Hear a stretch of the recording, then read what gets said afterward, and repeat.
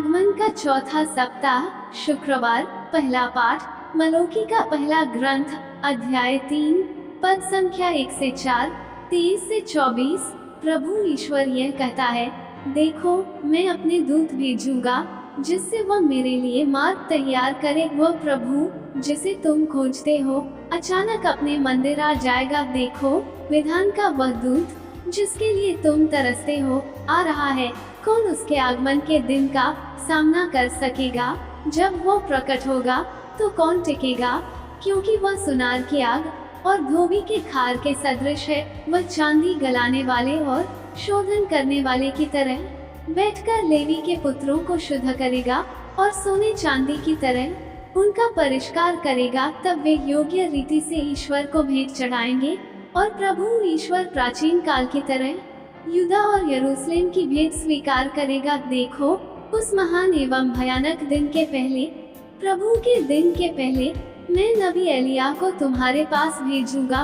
वो पिता का हृदय पुत्र की ओर अभिमुख करेगा और पुत्र का हृदय पिता की ओर। कहीं ऐसा ना हो कि मैं आकर देश का सर्वनाश कर दूं। सुसमाचार संत लूकस, अध्याय 1, पद संख्या 57 से 66। एलिज़ाबेथ के प्रसव का समय पूरा हो गया और उसने एक पुत्र को जन्म दिया। उसके पड़ोसियों और संबंधियों ने सुना कि प्रभु ने उस पर इतनी बड़ी दया की है और उन्होंने उसके साथ आनंद मनाया। 8वें दिन वे बच्चे का खतना करने आए। वे उसका नाम उसके पिता के नाम पर ज़करियस रखना चाहते थे, परंतु उसकी माँ ने कहा, जी नहीं, इसका नाम योहन रखा जाएगा। उन्होंने उससे कहा, तुम्हारे कुटुंब में यह नाम तो किसी का भी नहीं है। तब उन्होंने उसके पिता से इशारे से पूछा कि वो उसका नाम क्या रखना चाहता है। उसने पाटी मंगा कर लिखा, इसका नाम योहन है। सब अचंभे में पड़ गए। उसी क्षण ज़करियस के मुख और जीभ के बंधन खुल गए और वो ईश्वर की स्तुति करते हुए बोलने लगा। सभी पड़ोसी विस्मित हो गए और यहूदिया के पहाड़ी प्रदेश में ये सब बातें चारों ओर फैल गईं। सभी सुनने वालों ने उन पर मन ही मन विचार कर कहा, पता नहीं यह बालक क्या होगा। वास्तव में बालक पर प्रभु का अनुग्रह बना रहा। मनन चिंतन।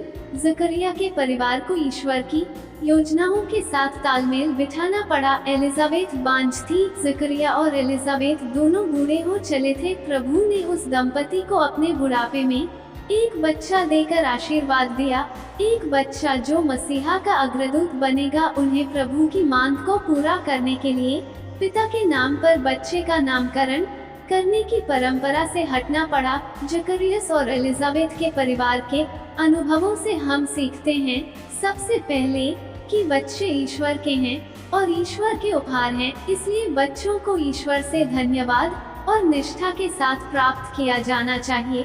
उनमें से प्रत्येक की इतिहास में एक विशिष्ट भूमिका है और प्रभु की उनमें से प्रत्येक के लिए एक विशिष्ट योजना है। हमें उनका ऐसा पालन पोषण करना चाहिए कि वे प्रभु द्वारा निर्धारित व्यक्तित्व बन जाए। ज़करियस के परिवार की तरह हमारे परिवारों को अपने पड़ोसियों और संबंधियों के लिए खुला रहना है। आमीन।